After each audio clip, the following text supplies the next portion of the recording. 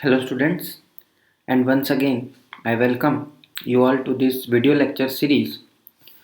आप सभी को यह जानकर के आ, आश्चर्य होगा कि सिलेबस जो है वो हमारा थोड़ा सा बदल गया है और अभी तक हम जो एफएमई पढ़ रहे थे अब वह हमारे सिलेबस से हटा दिया गया है और इसके जगह हमारे सिलेबस में जोड़ा गया है DC machine and transformers.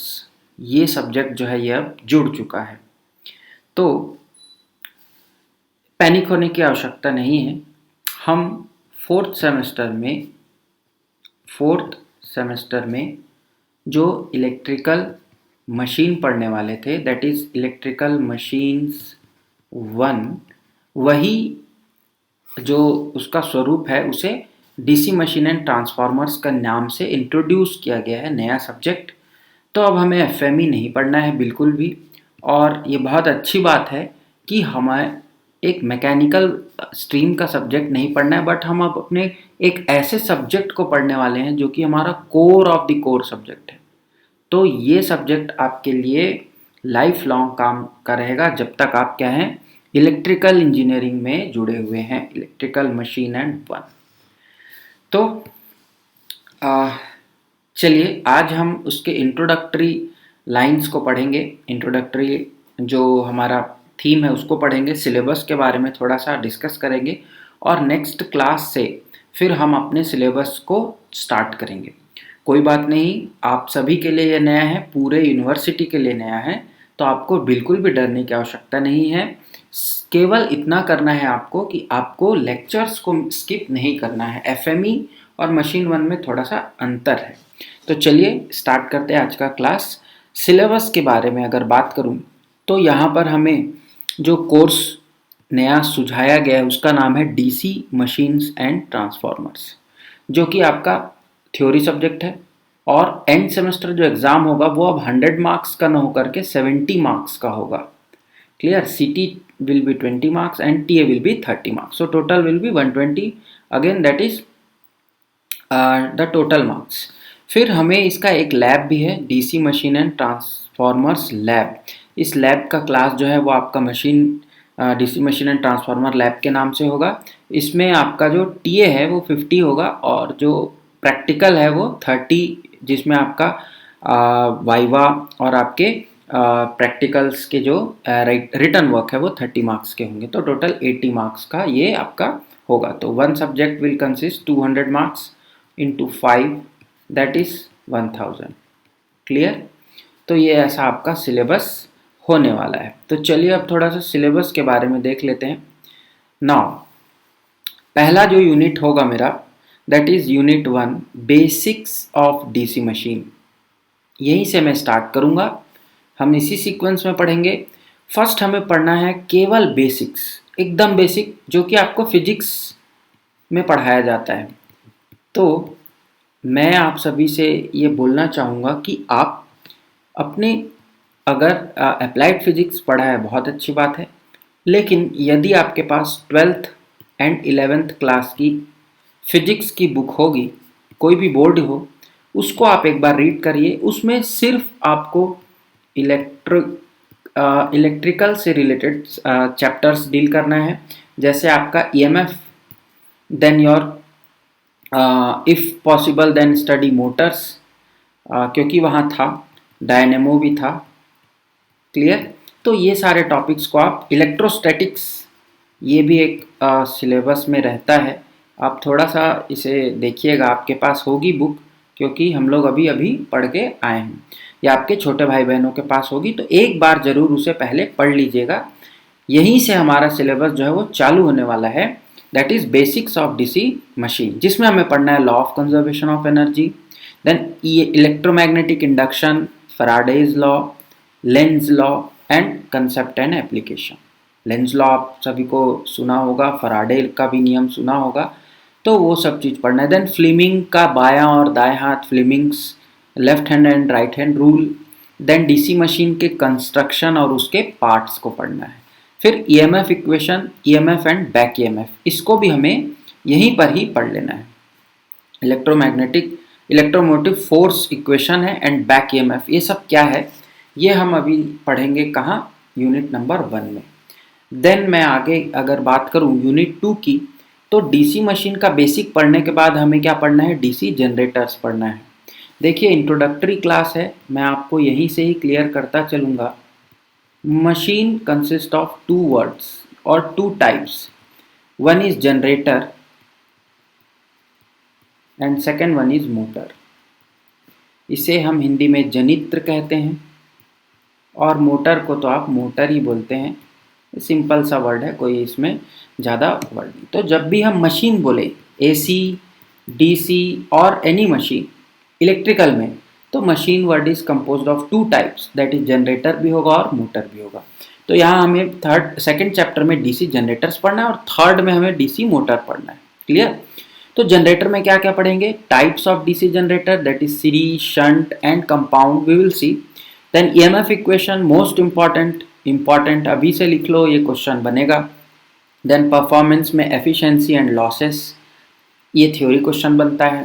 Then contribution of voltage buildup, that is building up EMF in self excited generator, ये भी थ्योरेटिकल टाइप का क्वेश्चन है। इंटरनल एक्सटर्नल कैरेक्टरिस्टिक्स, कुछ ग्राफ्स ड्रॉ करेंगे हम, कुछ ग्राफ्स बनाएंगे, वो कैरेक्टरिस्टिक्स में आएगा आपका। Then concept of armature reaction and its effect, very important topic from theory point of view, what is armature reaction and what are its effect. Then commutation, again related topic and important. तो आपको DC generators में इतना तो पढ़ना ही पढ़ना है, पिछले syllabus भी सेम है आप देखेंगे तो। फिर हम चलते हैं डीसी मोटर्स में। तो डीसी मोटर्स में आप देखिए वर्किंग है, एप्लीकेशन है, टाइप्स है, series and shunt and compound, we will study. Then EMF equation, back EMF, यहाँ बैक ईएमएफ पढ़ना है, टॉर्क इक्वेशन पढ़ना है, speed, output power, losses and efficiency. एक हम फ्लो डायग्राम पढ़ेंगे जहाँ से इनपुट हुआ और आउटपुट, उसके बीच में कौन कौन से लॉसेस होते हैं, ये सब चीज़ हमको यहाँ पर पढ़ना है। Then one important for motors, that is starters, प्रारंभक जिसे हम कहते हैं। क्या होते हैं, कितने टाइप के होते हैं, जिसमें 2 पॉइंट और 3 पॉइंट स्टार्टर पढ़ना है हमें, ये डीसी के लिए यूज़ होता है। तो ये जो स्टार्टर्स है ये यहाँ मोटर में इम्पॉर्टेंट है।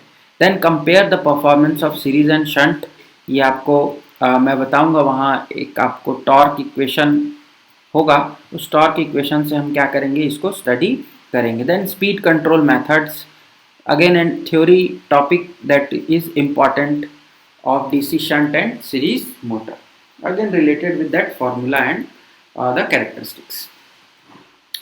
फिर हम चलते हैं unit number 4, that is the transformers. Unit 4 और यूनिट 5, ये 2 यूनिट आपको ट्रांसफॉर्मर पे बेस्ड हैं। पहले के सिलेबस में यही यूनिट 1 एंड 2 थे और बाकी 3 यूनिट नीचे थे, अब इन्हें ऊपर कर दिया गया, थोड़ा सा एडिशन जरूर है। Then first is working and principle of transformer, then construction, types, most important is types. Then EMF equation, again important, derivation, voltage and current transformation ratio, equivalent circuit parameters, then phasor diagram, again important topic, no load पे and lagging load condition. देखेंगे आगे, सब चीज़ पढ़ेंगे, but आज मैं आपको एक brief introduction दे रहा हूँ। Then losses, again a theoretically important topic, iron loss, hysteresis and eddy current and copper loss. Efficiency of the transformer, condition for maximum efficiency, important, derivation asked in exam. Then voltage regulation, important, numerical asked in exam. Then OC and SC test, important from theory as well as numerical point of view. Then concept of all day efficiency, again important and from theoretical and numerical point, but numerical is more important. Parallel operation of 2 single phase transformer, essential and desirable condition. देखिए conditions तो आपको याद रखना पड़ेगा, चाहे आपको रटना भी पड़े या समझ के लिखना पड़े, बट पैरेलल ऑपरेशन पूछा जाता है। And construction and application of auto transformer, again theoretically important, auto transformer, it is another type of transformers we will study. Then polyphase is nothing but 3 phase, three phase transformer. Transformer को आप ऐसे लिखते हैं short में, trans के लिए x and मर।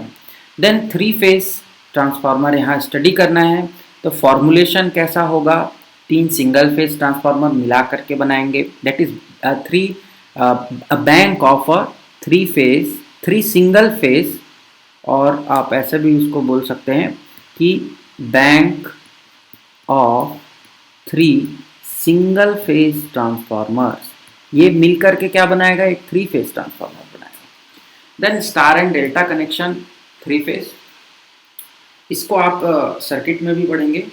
Constructional details पढ़ना है, accessories of the three phase transformers आपको उसमें conservator, breather, then load, then आपका टेप चेंजर्स, इन सारे चीज़ों के बारे में थोड़ा वहाँ देखेंगे। देन पैरेलल ऑपरेशन हमने सिंगल फेज का पढ़ा था, then parallel operation of three phase transformer. Cooling methods, cooling is another important topic if we deal with the practicals. Why? Because जब ट्रांसफार्मर चलता है तो ट्रांसफार्मर क्या है, 24 आवर्स 7 डेज डिवाइस है, 24/7 चलता है। तो हीट तो जनरेट होगा, करंट कैरी करता है। हीट जनरेशन, इस हीट को हमको क्या करना है, हटाना है, वहाँ से डिसिपेट करना है, नहीं तो हमारा ट्रांसफार्मर क्या करेगा, हीट अप होके एफिशिएंसी डाउन हो जाएगी, हो सकता है बर्न हो जाए, और भी बहुत सारी दिक्कत आ सकती है। Then maintenance procedures of different types of three phase transformer. Three phase transformer को रख रखाव के लिए, मेंटेनेंस के लिए क्या क्या प्रोसीजर हैं, कौन कौन से हमें रूल्स फॉलो करने पड़ते हैं, उसको हमको यहाँ देखना है। तो ओवरऑल अगर मैं सिलेबस को लिखूं तो हमें जो पढ़ना है वो फर्स्ट चैप्टर में DC machine basic, then second unit is DC generators, then third chapter is DC motors, fourth is single phase transformer, and the fifth chapter is three phase transformer. आपको बहुत ही मज़ा आने वाला है यदि आप मेरे साथ साथ इसको पढ़ते चलेंगे, तो आपको बहुत ही अच्छे से समझ में आएगा और मज़ा आएगा। अब सबके मन में आता है जब सिलेबस हम बात करते हैं, तो हमारे कोई भी एज अ स्टूडेंट मेरे मन में एक क्वेश्चन आएगा कि कौन सी बुक मुझे पढ़ना है, या मैं नोट्स पढ़ूँ, ठीक है, या क्या पढ़ूँ, व्हाट नेक्स्ट। तो यहाँ पर मैं आपको बताना चाहूँगा कि आप दोनों ही पढ़ सकते हैं बिल्कुल, बट अगर आप नोट्स पढ़ेंगे तो आपको फ़ायदा होने वाला है, क्योंकि ये कंपाइल्ड हैं डिफरेंट बुक्स से, कंपाइल्ड फ्रॉम बुक्स, एक बुक नहीं, अलग अलग किताबों से मैंने नोट्स आपके लिए बनाया है, और ये नोट्स जो है ये आपको हमेशा काम आएंगे। तो ज़्यादा अच्छा है कि आप नोट्स फॉलो करें। इनफैक्ट आप बुक भी पढ़िए, बिल्कुल पढ़िए, खास करके न्यूमेरिकल सॉल्यूशन के लिए, क्योंकि आप न्यूमेरिकल के बिना मशीन वन को की कल्पना नहीं कर सकते। तो अगर लास्ट के 2 यूनिट, इन दोनों यूनिट के लिए अगर मैं बोलूँ तो the best book for this 2 unit is Ashfaq Hussain, electrical machine by Ashfaq Hussain. आपको बहुत ही अच्छे से समझाया गया है ट्रांसफार्मर्स, चाहे वो सिंगल फेज हो या थ्री फेज। आंख बंद करके आप इस किताब को पढ़ सकते हैं। डोंट पैनिक कि बुक नहीं मिलेगी, अभी कहाँ से लाएं, मैं आपको सारा चीज़ मटेरियल उसी बुक से ही बना करके दे दिया हूँ, आपको बिल्कुल टेंशन की ज़रूरत नहीं है। If you want you can download from internet. Then DC generators, DC motors and basics, ये तीनों जो मेरा सिलेबस है ये B L Theraja volume 2, volume 1 मत ले लेना, वॉल्यूम 2 यहाँ पर आपको मिल जाएगी। सारा चीज़ बहुत अच्छे से कलर्ड वे में समझाया गया है, न्यूमेरिकल्स भी हैं, और इन्हीं दोनों किताबों से हमारे न्यूमेरिकल आते भी हैं एग्ज़ाम में, जैसे बुक में लिखा है वैसे ही न्यूमेरिकल आएगा। तो ये 2 बुक आप आँख बंद करके फॉलो कर सकते हैं या फिर आप नोट्स को फॉलो कर सकते हैं।